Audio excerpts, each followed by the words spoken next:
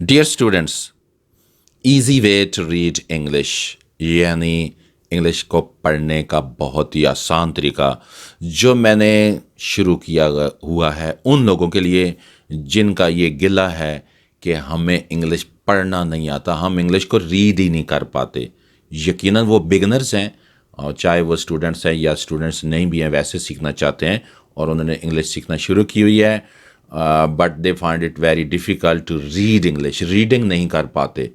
تو اس کے لیے یہ ہے، میں نے پوری یہ سیریز شروع کی ہوئی ہے ویڈیوز کی، ایک کورس ہے مکمل جس کو آپ نے فالو کرنا ہے۔ تو آج کی جو ویڈیو ہے اس میں ہم یہ سیکھیں گے کہ انگلش کا جو لیٹر ایف ہے اردو کے کس حرف کی ساؤنڈ یعنی آواز دیتا ہے۔ ادھر سے ہم ایف لے لیں تو اردو کا کون سا حرف اس کی ساؤنڈ کے ایکول ہوگا، یہ ہم دیکھیں گے۔ لیکن اس سے پہلے ہمیشہ کی طرح میری آپ سے ریکویسٹ ہوتی ہے کہ اگر آپ نے اس سے پہلے والی ویڈیوز نہیں دیکھی تو ضرور دیکھ لیجئے گا۔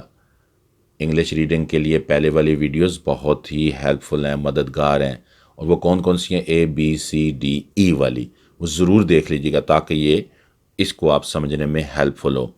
تو آج کا جو ہمارا لیٹر ہے وہ ایف ہے۔ Let us start our video. F اگر کسی انگلش ورڈ کے سٹارٹ میں شروع میں آ جائے تو یہ اردو کا جو حرف ہے فے، اس کی طرح ساؤنڈ یعنی آواز دیتا ہے۔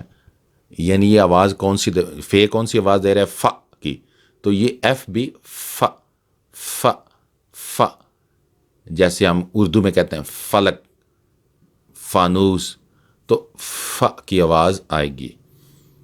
اگزامپل دیکھتے ہیں، فین، فا، فلائی، فری، فا، fall, from, flat, frog, fat, fake, frown, frame.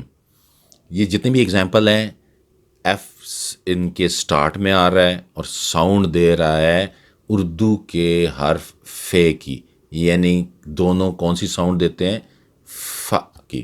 اب ہم نے یہ دیکھنا ہے کہ اگر ایف کسی انگلش ورڈ کے درمیان میں آ جائے، مڈل میں آ جائے، کہیں بھی، تو یہ اردو کے حرف فے کی ساؤنڈ دیتا ہے، یعنی وہی ساؤنڈ دیتا ہے جو سٹارٹ میں بتائی گئی تھی۔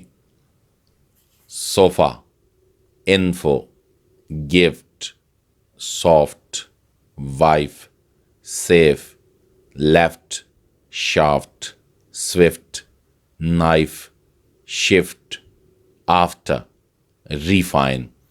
ان تمام ایگزامپلز میں ایف درمیان میں ہے، کہیں بھی آ سکتا ہے، اور اس کی ساؤنڈ وہی رہے گی، یعنی ف ف ف ساؤنڈ۔